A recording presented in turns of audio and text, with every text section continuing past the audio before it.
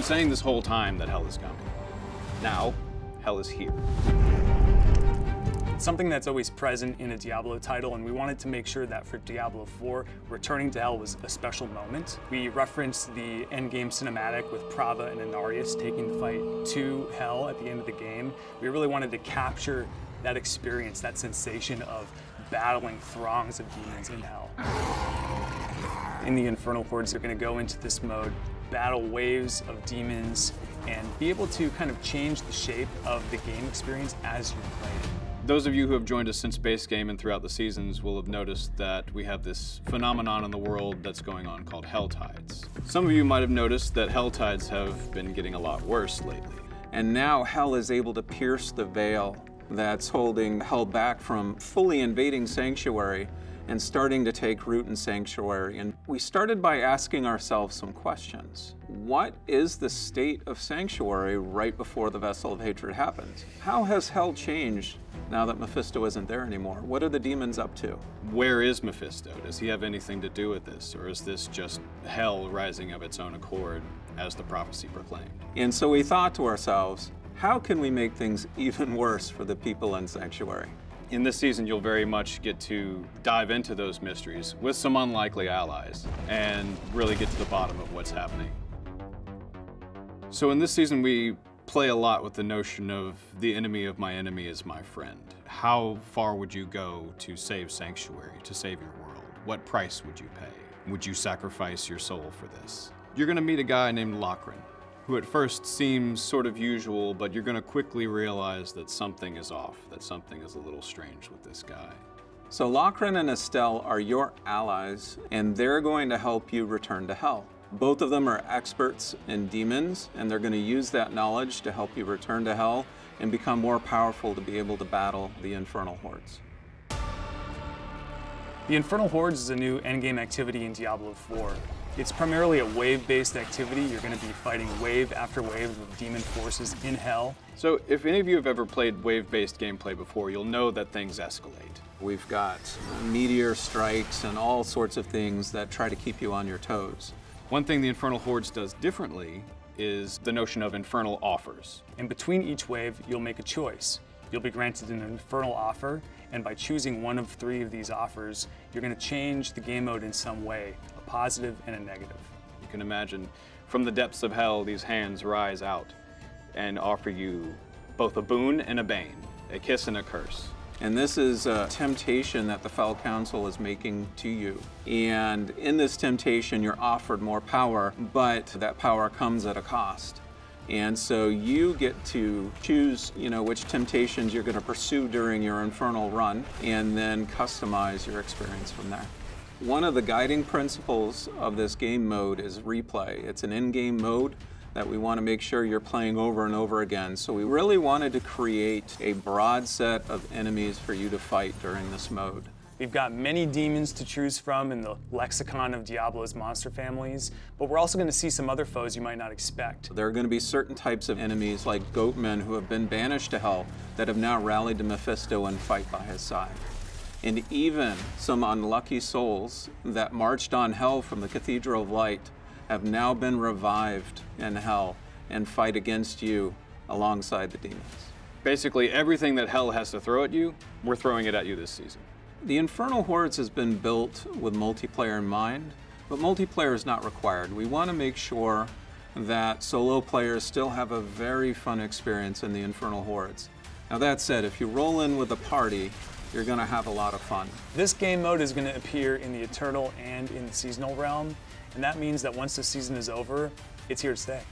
The Infernal Hordes is unlocked at World Tier 3, so really what you need to do to access it is earn your way up to World Tier 3 and then complete an Eternal quest line that takes you back to Hell and then unlocks the Infernal Hordes.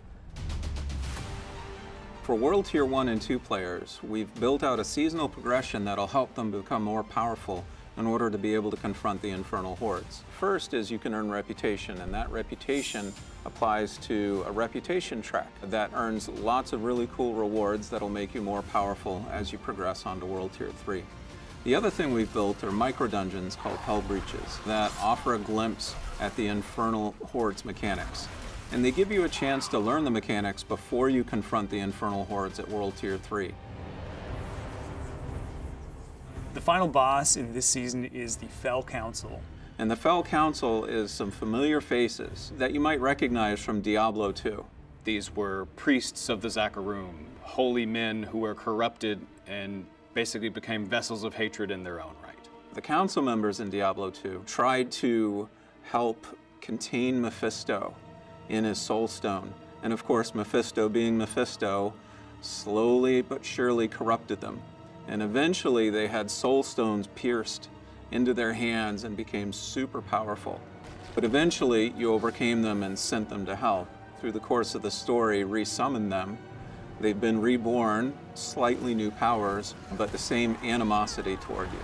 What's interesting about this boss encounter is there are 5 council members, but you're only going to fight 3 of them at once. This allows us to then create many different flavors of the boss fight for the Fell Council. In fact, it's about 10 variations in all. And so every time you go into that council fight, there's a very good chance you're going to have a different fight than the last time you played it. We think it's going to offer a lot of replay for players. What we also introduced during these waves are opportunities for you to earn ether. Burning ether is the resource that you gather during the Infernal Hordes that you can then spend at the end of the activity. There's going to be a fixed number of waves that you have to defeat, and once you've completed all those waves, then you'll face the Fell Council, defeat them, and collect your treasure.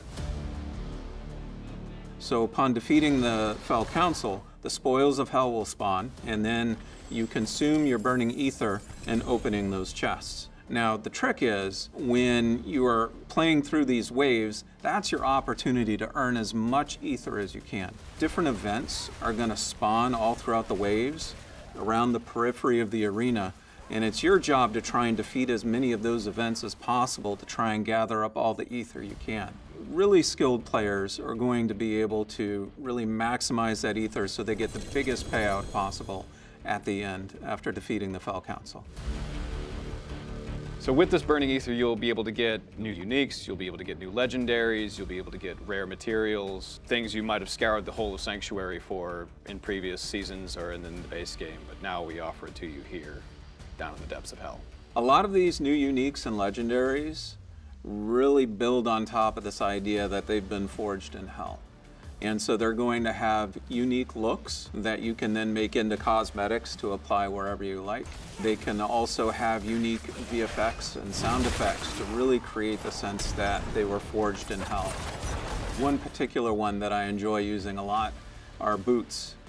Boots, you say? Well, these boots not only have been forged in hell. Whenever you use a power with a cooldown, they shoot out a ring of fire that hits everyone around you. That's just one sample of the types of powers we're exploring. So death in the Infernal Hordes is quite a big deal. You're returning to the realm of hatred where Mephisto was born. Like, this has to be a big deal. In the Infernal Hordes, it's a lot like Nightmare Dungeons. You only get a fixed number of revives in order to be able to get to the end of your run. So at lower difficulties of the Infernal Hordes, you'll get a number of revives shared between your party, but at higher difficulty levels, the game is going to start taking away those revives, and that increases the stakes that you have. If you die too much, you'll be ejected from the mode. In the Infernal Hordes, we created a lot of new ways for monsters to ambush the players, and so I'm pretty stoked to see how our players respond to these. The seasonal quest line and the eternal quest line, they have lots of little surprises and twists and turns in them. And there's even some surprises we've buried deep within the Infernal Hordes that hopefully players will have a great time with.